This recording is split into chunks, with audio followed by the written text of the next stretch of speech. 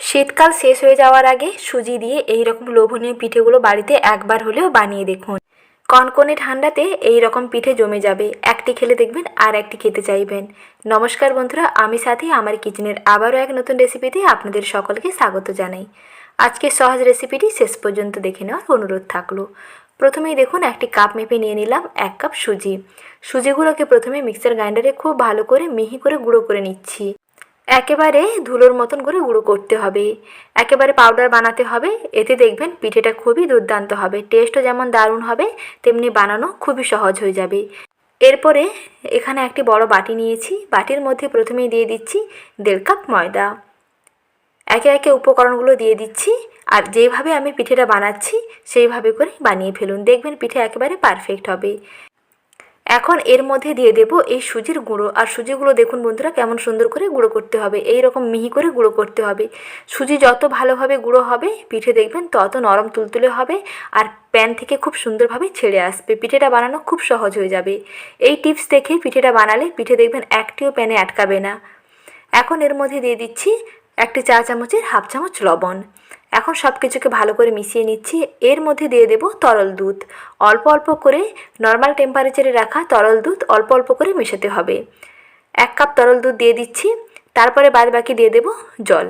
আর জল সবসময় নর্মাল টেম্পারেচারে রাখা জল এখানে ব্যবহার করবেন। উষ্ণ গরম জল কিংবা ফুটন্ত জল কোনো রকম জল এখানে ব্যবহার করবেন না। ঘরে থাকা নর্মাল জল দিয়ে ব্যাটারটা তৈরি করতে হবে। এখন অল্প অল্প করে জল দিয়ে দিচ্ছি, জল দিয়ে মেখে নিচ্ছি। আর জল দেওয়ার সময় একটু অল্প অল্প করে দিয়ে মাখবেন, তাহলে বুঝতে পারবেন যে জল কতটা লাগবে। আর এখানে যে ব্যাটারটা হবে একেবারে ঘনও নয় আবার একেবারে পাতলাও নয়, মোটামুটি একটু মাঝামাঝি কনসিস্টেন্সির একটা ব্যাটার এখানে রেডি করতে হবে।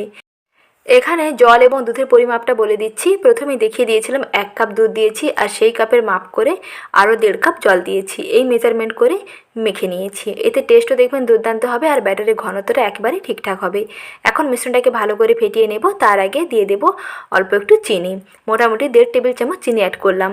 সব কিছুকে ভালো করে মিশিয়ে নেওয়ার পরে দেখুন ব্যাটারটা আগে থেকে অনেকটা পাতলা হয়ে গেছে। আর ব্যাটার ঠিকঠাক হয়েছে কিনা কী করে বুঝবেন? একটি স্প্যাচুলা কিংবা একটি আঙুল একটুখানি ডুবিয়ে রেখে দেবেন, দেখবেন খুব সুন্দরভাবে কোটিং হয়ে যাচ্ছে, তাহলে বুঝতে পারবেন ব্যাটার ঠিকঠাক আছে। দেখুন এইরকম ঘন করে ব্যাটার বানিয়ে নিয়েছি। ব্যাটার একেবারে রেডি। 5 মিনিটের জন্য একটু স্ট্যান্ডিং টাইমে রেখে দিচ্ছি। সেই 5 মিনিটের মধ্যে এদিকে নারকেলের পুর রেডি করে নিচ্ছি। তার জন্য নিয়েছি ফ্রেশ কোরানো নারকেল। আর কুর্নি ছাড়া কী করে নারকেল কোরাবেন তার সহজ একটি পদ্ধতি আমি আমার রেসিপিতে আগেও দেখিয়েছি। সেই পদ্ধতি ফলো করে খুব সহজে নারকেলটা কুড়িয়ে নিতে পারবেন। সেইভাবে নারকেল কুড়িয়ে নিয়েছি। তারপরে কড়াইতে দিয়ে দিলাম 1 চামচ ঘি। ঘিয়ের মধ্যে প্রথমে নারকেল কোড়াগুলোকে একটু নাড়াচাড়া করে ভেজে নিতে হবে, এতে ফ্লেভারটাও সুন্দর হবে। আর নারকেলগুলো আগে থেকে দেখবেন খুব সুন্দর নরম হয়ে মজে আসবে। এর মধ্যে দিয়ে দিচ্ছি খেজুর গুড়। আর শীতকাল মানেই খেজুর গুড়। খেজুর গুড় দিয়ে পিঠে পুলি বানালে দেখবেন টেস্ট দারুণ হয়, আর সেন্টটাও খুবই সুন্দর হয়। আর খেজুর গুড়ের বদলে এখানে আপনারা আখের গুড় কিংবা পাটালি গুঁড়ও ব্যবহার করতে পারেন, কিংবা নলেন গুঁড়ও ব্যবহার করতে পারেন।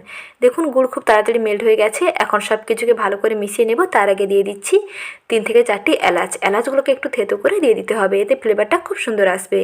আর সবশেষে দিয়ে দিতে হবে 2 চামচ শুকনো চালের গুঁড়ো, এতে দেখবেন বাইন্ডিংটা খুব সুন্দর হবে। এখন গ্যাসের আঁচটা কমিয়ে দিয়ে কিছুক্ষণ এইভাবে পাক দিয়ে নিচ্ছি। কিছুক্ষণ পাক দিয়ে নেওয়ার পরেই দেখবেন খুব সুন্দর চটচটে হয়ে আসবে। এই রকম দেখুন নারকেলের পুর রেডি হয়ে গেছে। এখন এই মিশ্রণটাকে নামিয়ে একটু ঠান্ডা করে নিচ্ছি। তারপরে এদিকে পিঠেগুলোকে রেডি করে নেব। তার জন্য একটি তাওয়া গ্যাস ওভেনের মধ্যে বসিয়ে দিয়েছি। গ্যাসের আঁচটা একেবারে কমিয়ে রেখেছি। তার মধ্যে অল্প করে তেল ব্রাশ করে নিলাম। 1 হাতা করে ব্যাটার নিয়ে এইরকম একটু পাতলা করে রুটির মতন বানিয়ে নিচ্ছি। যতটা পাতলা করে বানিয়ে নেওয়া সম্ভব ততটাই পাতলা করে স্প্রেড করে দেবেন। তারপরে 30 সেকেন্ড পরেই দেখবেন উপরটা এরকম ড্রাই হতে শুরু করবে। তৎক্ষণাৎ দিয়ে দিতে হবে এক সাইডে এইরকম তৈরি করে ঠান্ডা করে নেওয়া নারকেলের পুর। তারপরে এক সাইড থেকে এইভাবে ভাঁজ করে নিচ্ছি। মাঝখানে পুরটা রেখে এইভাবে আলতো করে ভাঁজ করে নিলে রেডি হয়ে যাবে নরম তুলতুলে সুজির পাটিসাপটা। এইভাবে পাটিসাপটা বানালে একটি পিঠেও দেখবেন প্যানে আটকাবে না। খুব সহজেই যে কেউ পাটিসাপটা বানিয়ে ফেলতে পারবে। যে কোনো দিনই কোনো রকম পিঠে বানায়নি, এই রেসিপি দেখলে খুব সহজে এইরকম লোভনীয় একটি পাটিসাপটা রেডি করে ফেলতে পারবে। 2 ধরনের পাটিসাপটা বানাতে পারেন। যদি পাতলা এবং মসৃণ গায়ের পাটিসাপটা বানাতে চান তাহলে গ্যাসের আঁচটা কমিয়ে তাওয়ার উপরে ব্যাটার দিয়ে একটু পাতলা রুটি বানালে তখন দেখবেন যে পাটিসাপটার গা একেবারে মসৃণ হচ্ছে। আর যদি গ্যাসের আঁচটা বাড়িয়ে ব্যাটারটা দেন তাহলে দেখবেন যে পাটিসাপটার গা জালিদার হচ্ছে। অনেকেই মসৃণ পছন্দ করে, আবার অনেকেই জালিদার পছন্দ করে। 2টি পদ্ধতি বলে দিলাম। একই ব্যাটারে একই পুর দিয়ে 2 ধরনের পাটিসাপটা বানাতে পারেন। যেটা পছন্দ হয় হয় সেই মতন বানিয়ে ফেলুন একেবারে সুস্বাদু পাটিসাপটা। অনেক সময় হাতের কাছে চালগুঁড়ি থাকে না, তাই চিন্তা না করে ঝটপট এইরকম তৈরি করে ফেলুন নরম তুলতুলে সুজি ও ময়দা দিয়ে দারুণ স্বাদের পাটিসাপটা। পাটিসাপটা এইভাবে বানালে পিঠে বানানোর পরের দিন পর্যন্ত দেখবেন একই রকম নরম তুলতুলে থাকবে। পিঠে টেস্ট দুর্দান্ত হবে আর পিঠে হবে একেবারে সুস্বাদু এবং একেবারে পারফেক্ট।